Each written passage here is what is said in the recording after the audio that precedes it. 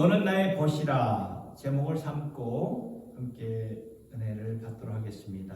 오늘 설교 제목을 너는 나의 벗이라 이렇게 정했는데요. 여러분 벗이 뭐죠? 친구죠. 친구.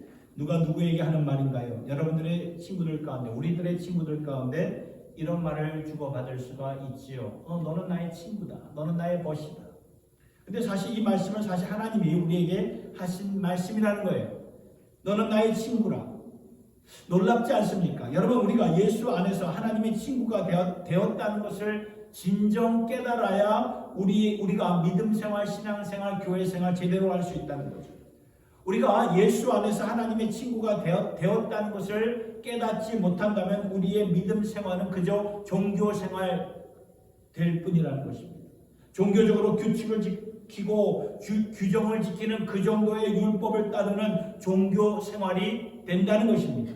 왜냐하면 그것이 종교이기 때문에 내가 올바로 살아야 되고 규칙과 도덕을 지키는 이것은 종교라는 거죠. 그런데 하나님께서는 우리에게 종교 생활하라고 부르지 않으셨다는 거예요.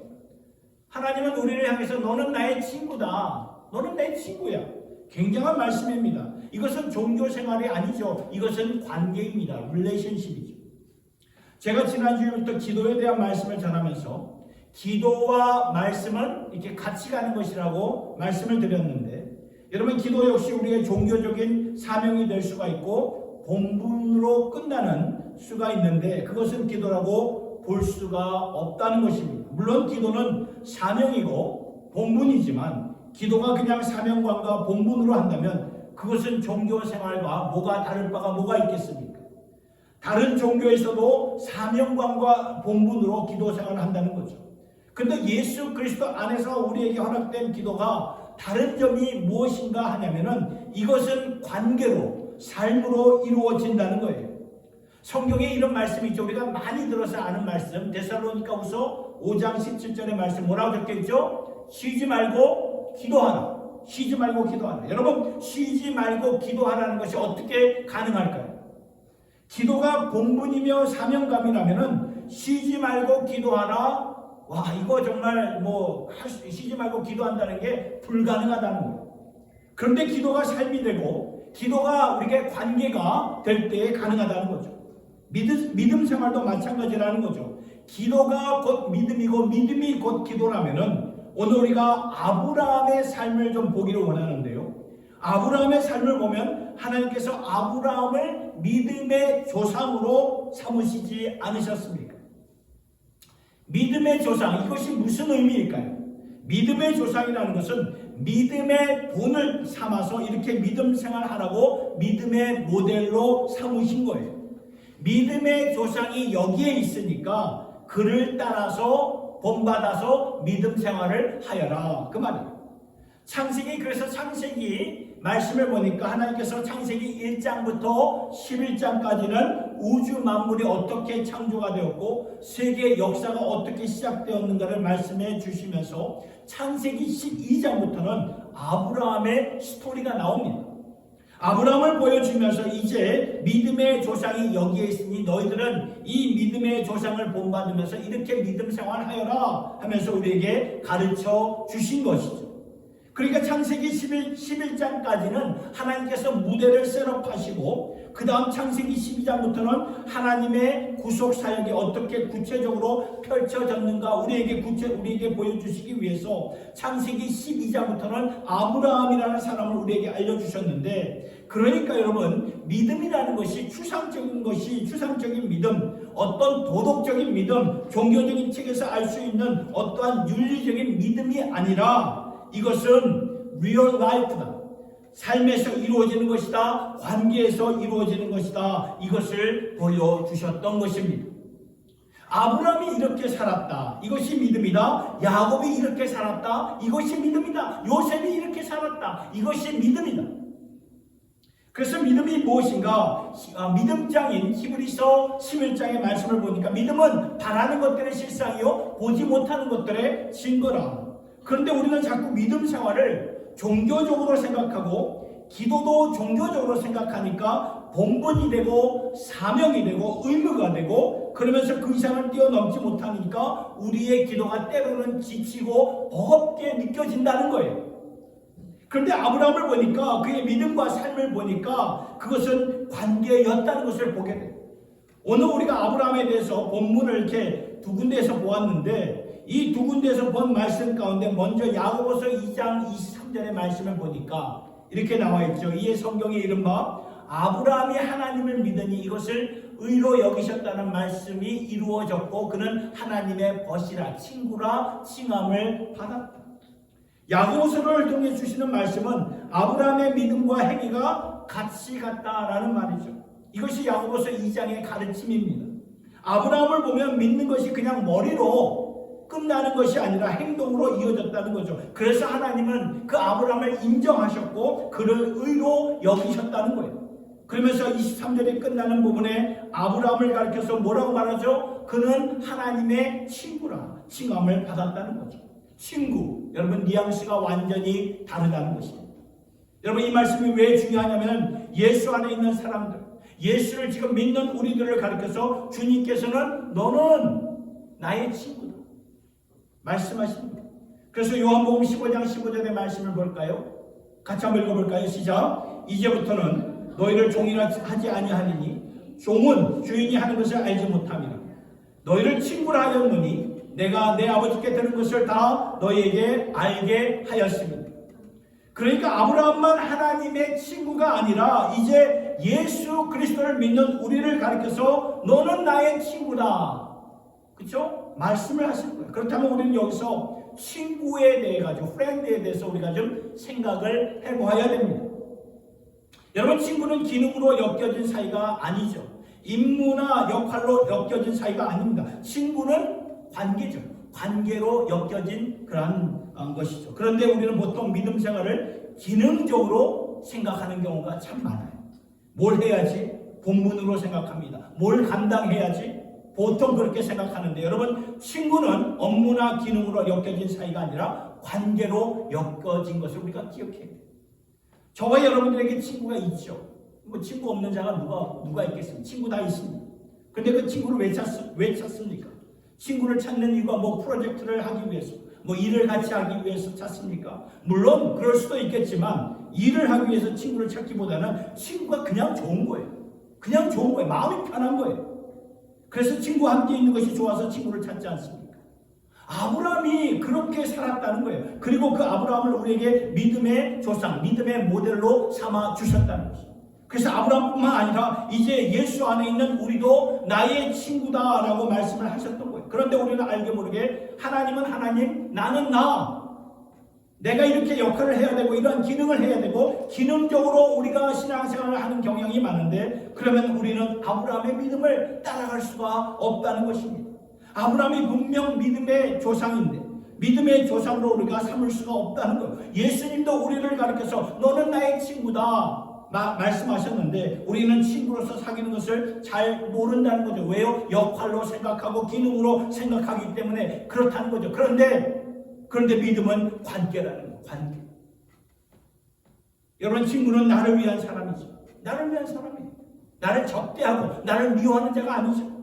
내 편이에요. 내 편이 되는 자가 내 친구입니다. 아브라함을 보면 이것이 확실했다는 것입니다. 하나님께서 아브라함에게 뭐라고 말했습니까? 너는 너의 본토 친척 아비 집을 떠나라. 내가 지시할 곳으로 가라. 전혀 모르는 곳으로 가라. 그 말씀이에요. 이것이 얼마나 아브라함의 입장에서 위험천만한 그런 일이었겠습니까? 그럼에도 불구하고 아브라함은 하나님의 말씀을 그대로 순종했다는 거죠. 왜 그랬는가 보니까 하나님은 내 편이구나 라는 것을 아브라함 마음속에 확고하게 심겨졌기 때문에 그래요. 하나님은 내 편이에요. 하나님은 나를 적대하시는 분이 아니라 나를 위하시는 분이에요. 그러면서 그대로 말씀에 순종하며 나아갔어요. 순종하며 나아갔더니 창세기를 쭉 읽다 보니까 가나안 땅에, 그렇죠? 가나안 땅에 이미 그 가나안 사람들이 살고 있었어요. 이미 뿌리를 내리고 정착한 사람들입니다. 그러면 그 새로운 곳에 가서 다시 삶의 뿌리를 내린다는 것은 쉬운 일이 아니라는 거예요. 그뿐입니까? 가서 보니까 가뭄이 너무나 그쵸? 가뭄이 너무나 심해가지고 한동안 애국으로 도피를 했어야 했고 그뿐입니까? 하나님께서 그 자녀에 대한 약속을 주셨는데 내 후손으로 말미암아 온 땅이 가득하리라 말씀하셨는데 아무리 나이가 들어도 그 후손의 징조가 안 보여요. 이러한 우여곡절 가운데 이러한 인생의 어려움들이 앞을 가로막았지만 아브라함을 보면 하나님은 나를 위하십니다. 나를 위하시는 하나님, 절대 선하신 하나님, 이것을 놓지 않으니까 계속해서 어려움 가운데 문이 닫히고 사방이 우겨쌈을 당할지라도 그래도 아브라함은 믿음으로 살면서 살아갔던 것입니다. 여러분, 아브라함이 온전한 사람 아니었습니다. 우리와 똑같은, 그렇죠? 성경을 보면 그도 넘어지고 자꾸 넘어졌어요. 우리와 똑같은 모습을 지녔던 거죠. 삶 가운데 자꾸 두려우니까 거짓말도 하고. 그런데 하나님께서 아브라함을 가리켜서 의인으로 인정하셨던 이유가 무엇이었습니까? 아브라함이 하나님을 친구로 알았기 때문에 그래요. 그분은 나를 위하시는 분. 내가 지금 처한 상황 이해가 안 되지만 그분은 나를 위하시는 분. 나를 선하게 해주실 분. 이것을 끝까지 믿고 살았던 거예요. 이것이 아브라함의 믿음이었다는 거예요. 그래서 그의 간구가 강력했던 것입니다. 창세기 19장 오늘 본문의 19장 29절의 말씀을 보니까 하나님이 그 지역의 성을 멸하실 때 롯이 거주하는 성을 엎으실 때 하나님이 아브라함을 생각하사 롯을 그 엎으시는 중에서 내보내셨더라. 여러분, 이 말씀이 뭡니까? 소돔과 고모라를 하나님께서 심판하실 때죠. 창세기 18장의 말씀을 보면 소돔과 고모라가 하나님 보시기에 정말 가증했고 타락했던 곳이었습니다. 그래서 하나님께서는 그 소돔과 고모라 그곳을 심판하시려고, 저주하시려고, 소멸하시려고 작정하시고 친구였던 아브라함에게 미리 알려주시는 거예요. 그러니까 아브라함이 하나님 앞에 간절하게 간구를 하지 않습니까? 뭘 얻기 위해서 하나님 앞에 간구를 한 것이 아니라 하나님 자체를 즐거워하면서 기뻐하면서 따랐던 아브라함이었기에 조카 롯을 구해달라고, 살려달라고 간구했던 거예요. 이때 하나님께서 아브라함을 생각하사 롯을 구해주셨는데, 이 말씀을 보니까 여러분, 이 말씀이 그냥 금방 지나칠 수 있는 말씀인데 조금 더 우리가 깊이 이 말씀을 묵상해 보면은 뭘 깨닫게 되냐면은 아브라함이 드렸던 기도를 들으시고 롯을 구해주신 것이 아니라, 이걸 잘 보셔야 했어요. 아브라함이 드렸던 기도를 들으시고 롯을 구하신 것이 아니라 아브라함을 생각해서요. 여기 제가 밑줄 친 것처럼 하나님이 아브라함을 생각하사 롯을 구해주셨다는 거예요. 이해가 되십니까, 여러분? 아브라함의 간구, 아브라함의 기도를 생각하사가 아니라 아브라함을 생각하셨다는 거예요. 내 친구를 생각하여서. 여러분, 기도가 기능이 되고 본분이 되고 의무가 되고 사명이 되면은 기도 잘하는 사람이 있고 기도 잘 못하는 사람이 있고 이렇게 가르게 된다는 거예요. 기도 잘하면 기도의 언어로 말미암아 하나님의 마음을 움직이고 그렇게 기도한다는 거죠.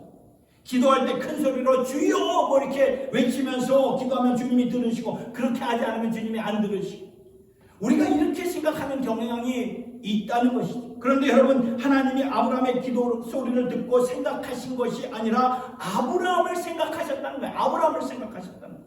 내 친구 아브라함을 생각하셔서 롯을 구해 주셨다는 말이죠. 기도하는 사람을 생각하시고 구해내셨다는 그 말이에요. 저는 이번에 아브라함에 대해서 이렇게 생각하면서 지금까지 제가 예수 믿은 지 몇 년이 되었을까 보았을 때 50년이 되더라고요. 50년. 예수님 믿고 믿음 생활하면서 저도 나름대로 기도에 대한 것도 배웠고 본 것도 있고 열심히 기도하고 열심으로 헌신하고 기도하고 훈련받고 기도하고 이렇게 배웠는데, 그러다 보니까 제 안에 기도가 알게 모르게 프로그램화 되어 있는 그러한 제 모습을 좀 보게 되었습니다. 그런데 아브라함을 보면서 좀 다시 생각하게 되었어요. 하나님께서 말씀을 보니까 아브라함을 생각하사 그의 기도에 감동을 받으신 것이 아니라 아브라함을 기억하셨다는 말이에요. 왜요? 친구였기 때문에. 친구. 아브라함 사람을 기억하면서 하나님께서 롯을 구해 주셨다는 그 말입니다. 여러분, 우리가 하나님의 친구가 되었습니다. 하나님과 친구가 된 이 사실, 내가 예수를 믿어서 하나님의 친구가 되었다는 이 사실을 내가 감격하면서 살아야 된다는 거예요. 친구는 친구 자체를 누리는 것이 아닙니까? 친구가 뭘 해주는 것을 바래서 친구가 되는 것이 아니지요. 친구를 통해 뭘 내가 얻어보려고 친구가 되는 것이 아니라 친구 자체를 즐거워하는 것입니다. 아브라함을 보니까 아브라함은 하나님 자신을 즐거워했다는 거예요. 우리도 친구라고 말했으니 아브라함을 이제 믿음의 모델로 삼아서 하나님 자신을 기뻐하며 살 수 있기를 예수님의 이름으로 축복합니다. 여러분, 우리 하나님은 우리의 영원하신 기업이 됩니다.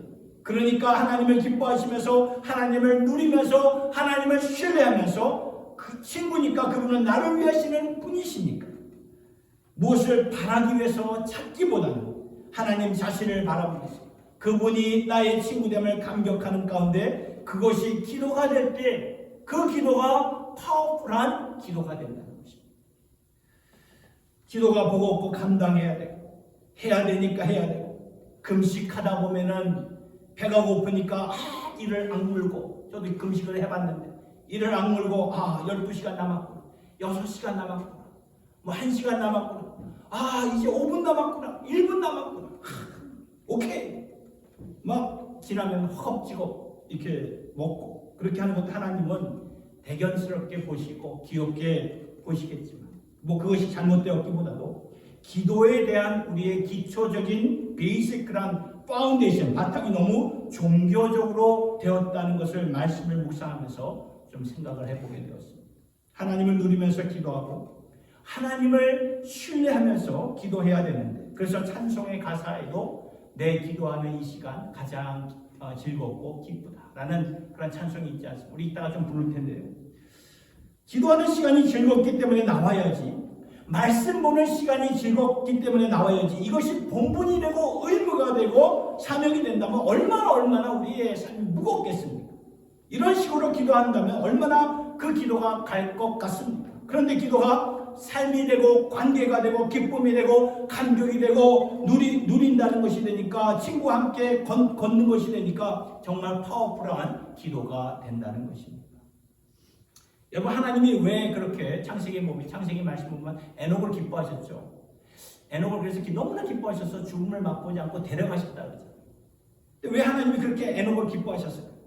에녹이 하나님을 친구 삼아서 동행했기 때문에, 하나님을 기쁘시게 해드렸기 때문입니다.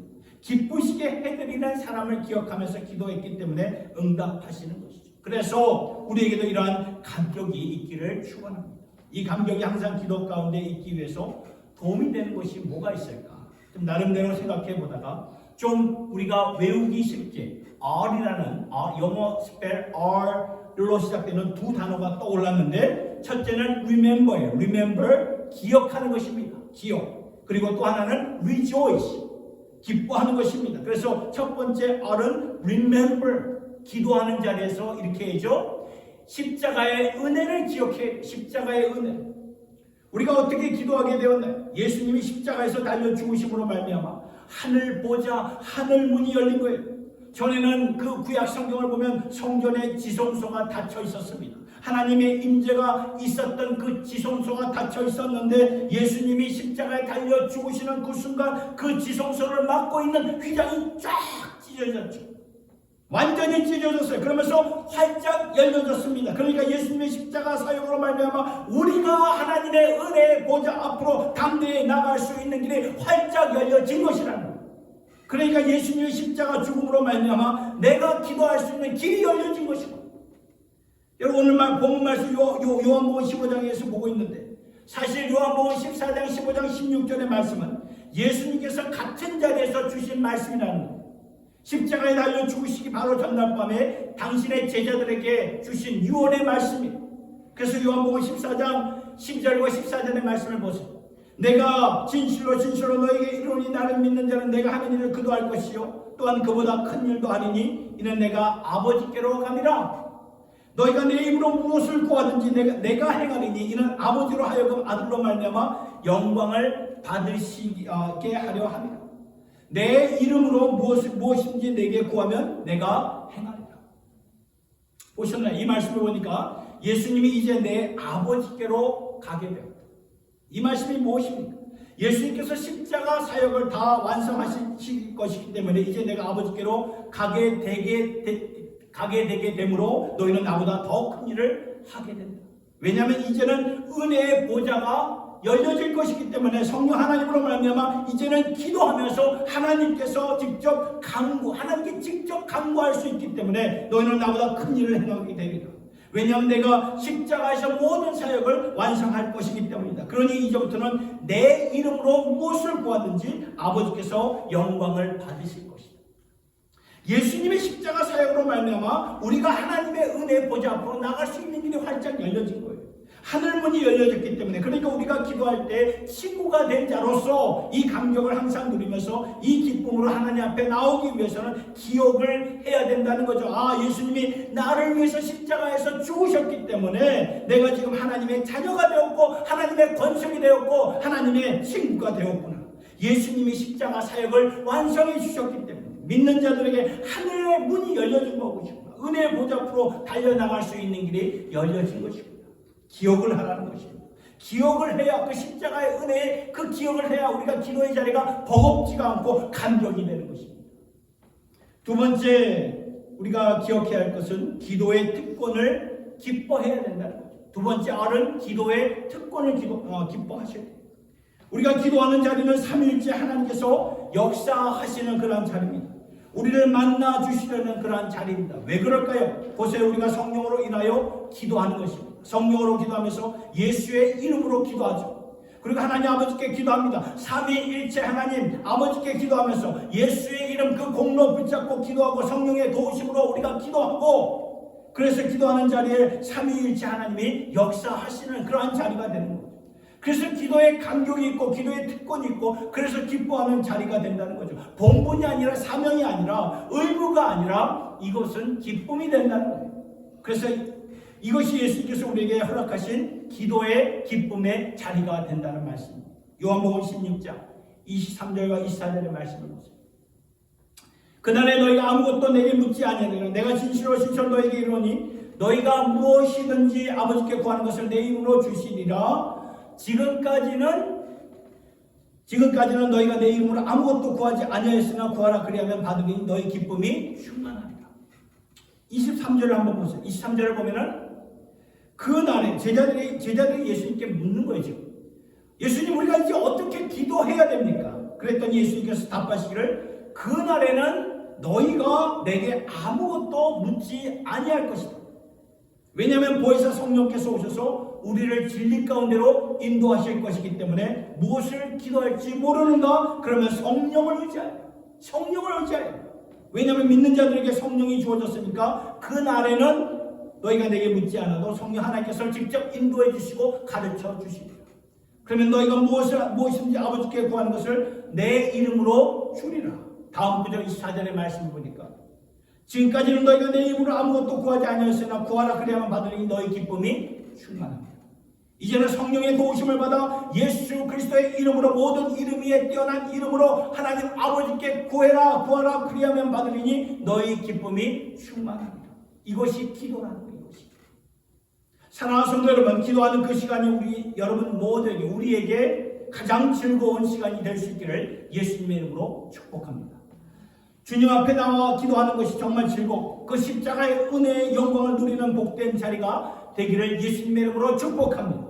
아브라함은 하나님의 벗으로 불리웠는데 이것은 한쪽만의 일방적인 사랑이 아니라 양쪽 모두의 사랑과 진실함을 전제로 된 것입니다. 아브라함이 하나님을 향한 그 신뢰와 신실함을 일관된 행동으로 보여줬기 때문에 하나님이 아브라함을 당신의 친구로 불러주셨던 것입니다.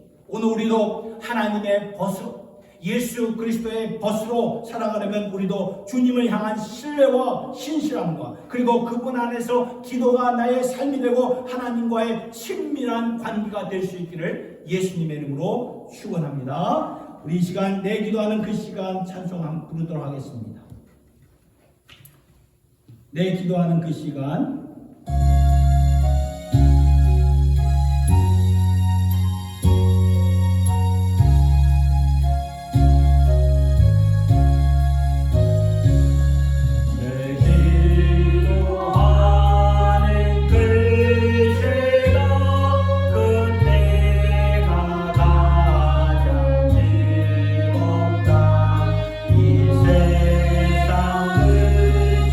Oh